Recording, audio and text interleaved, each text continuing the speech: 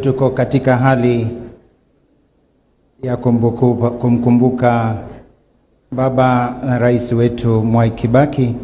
Naomba kwa heshima, wa mwisho ni aliyefanya kazi naye na alikuwa rafiki wa karibu zaidi, Ambassador Muthaura, for a brief tribute. Kindly, Ambassador, on behalf of all those who work closely with him in government. Ambassador Muthaura.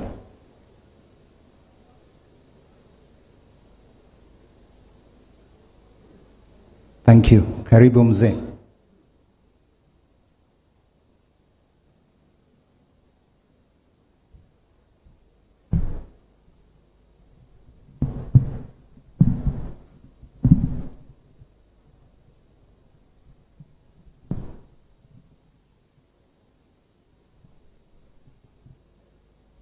Your Excellency, the President Muigai Kenyatta, Your Excellency Margaret Kenyatta, the First Lady, Your Excellency, the Vice President of Kenya, Honorable Ruto, Your Excellency, the former Prime Minister, Honorable Raila Odinga, and his spouse, Her Excellency, Raila Odinga.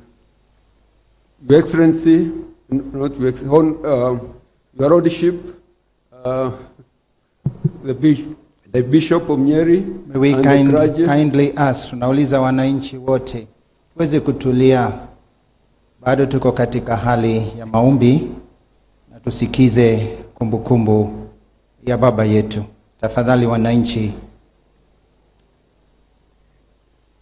Your Lordship, the Bishop, and the clergy, on behalf of the public service that served under the leadership of our departed father, the father of modern Kenya, His Excellency Mwai Kibaki, we really wish to convey our condolences, most deep condolences, to his family, Judy Kibaki, Jimmy Kibaki, and his family, and also Judy and her daughter, David, his wife and children, Tony,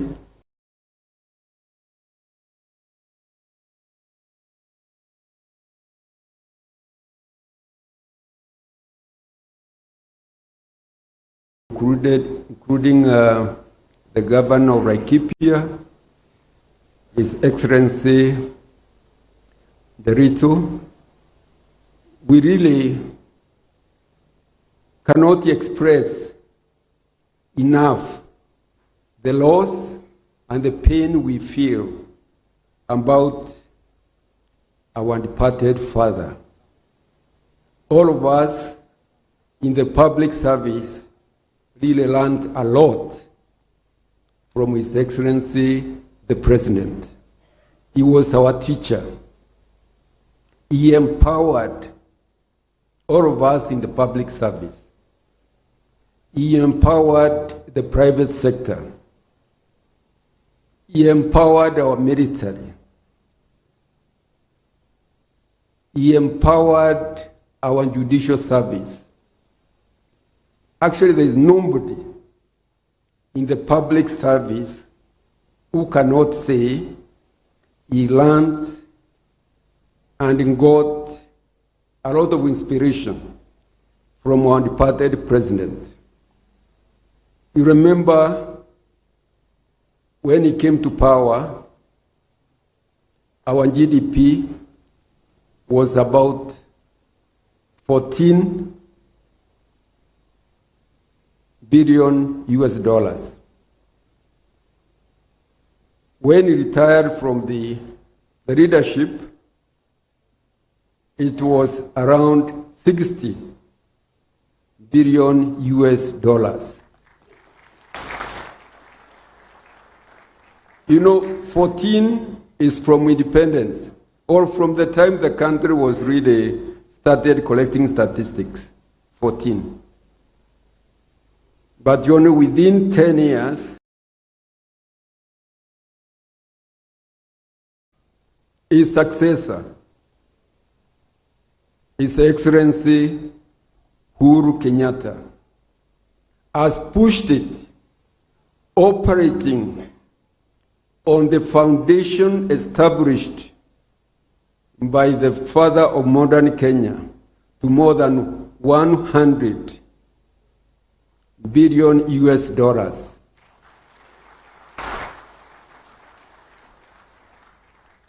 Today, nobody in the world can take our country lightly. Nobody. We are supposed to be the 5th largest economy in Africa. And we are marching on. We are marching on. How did President Mwai Kibaki go about it? He came up with what was called the Economic Recovery Program, Economic Recovery and Employment Creation Program or strategy during the first 5 years. What surprised everybody, including the World Bank and the IMF, under the leadership of the President, who emphasized empowerment. He empowered the ministers. He empowered the civil servants. He empowered the parastatals and everybody who under responsibility. What happened with that strategy? We surpassed all the targets that were set. The World Bank came, sent a delegation all the way from Washington. World Bank and IMF to find out what had happened in the country. Because everything was going up, and before that, the economy appeared to be pinned down by the structural adjustment regulations. It was like pinned down, and when he came, it's like he just cut the chains, and the economy started bubbling. That is really Mwai Kibaki. What did he do? He focused on the essential foundation of the economy, the infrastructure, the roads. After building the Thika road with a lot of doubting Thomases, just confidence came into the country. There is no project we do not implement under him. He renovated Jomo Kenyatta International Airport. Suddenly, Jomo Kenyatta International Airport became the most modern airport in Africa. I remember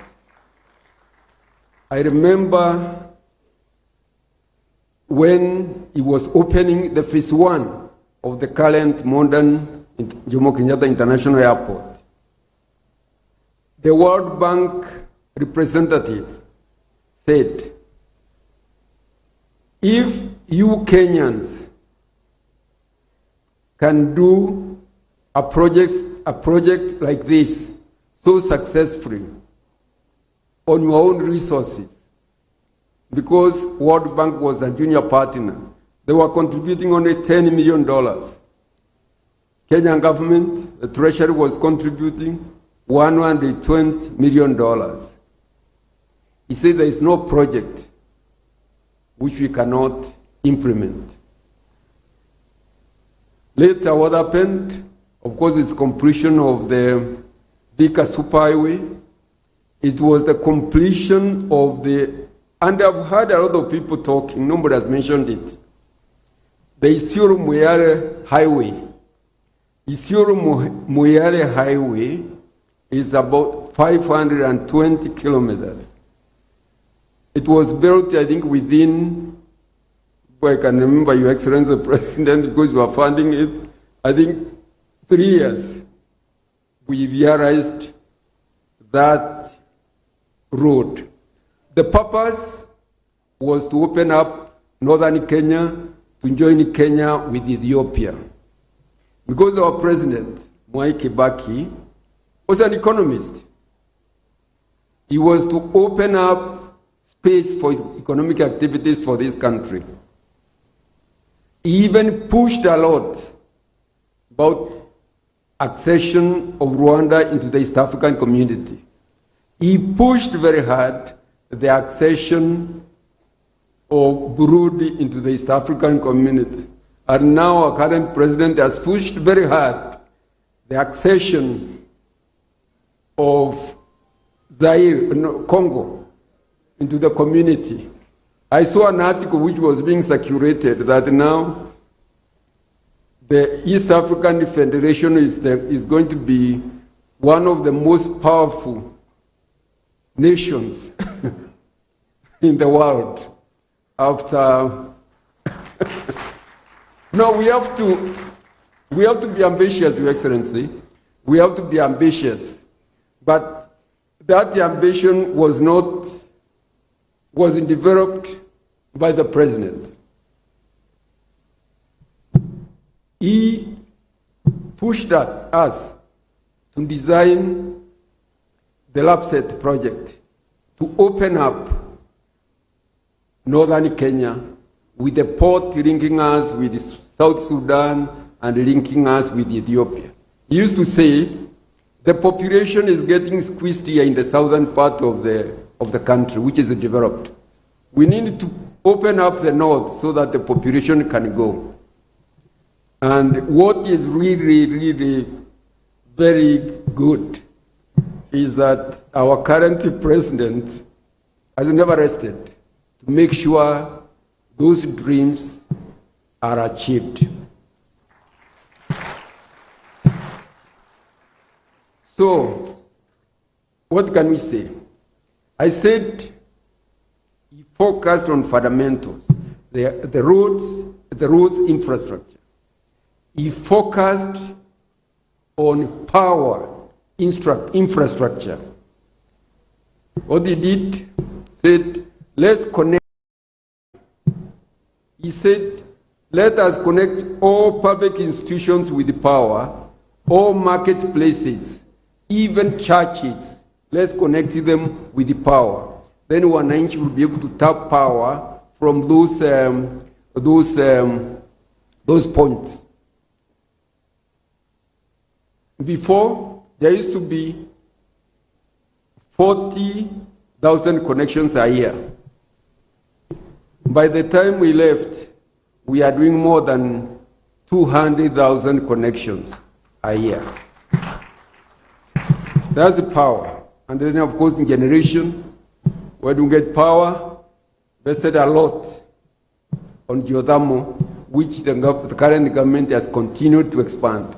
Geothermal power generation. The other point, which was really a game changer. Kindly. Sorry, sir. Sorry, Bishop. Ambassador. Your Lordship, I'm concluding. Let me finish just this. Kindly. I'm become a bit political. I'm not a politician. What you did, the next point was actually the communication sector. The evolution brought about with the optic cable that came from Fujairah to Mombasa, revolutionized communication sector in this country. And Kenya now is one of the top countries in the world in terms of Telecommunications. So, these were the foundations. The other one, and I cannot really go without mentioning that, is human capital development. People talk about primary education, but that was step one. Step two was to expand secondary education, which he did by opening up day schools, day secondary schools, and that multiplied, I think, by multiples of 3 or 4 times. The next thing was university education. Kindly. From six public universities to 22 public universities. And finally introduced TVET education in the country to empower the youth so that they are productive. TVET all the way from high school to university. Surely, those what I can say, and also thank His Excellency the President because he's carrying that flag. Thank you very much. Thank you. Allow us to listen to one stanza from the choir, please, before we go to the other tributes.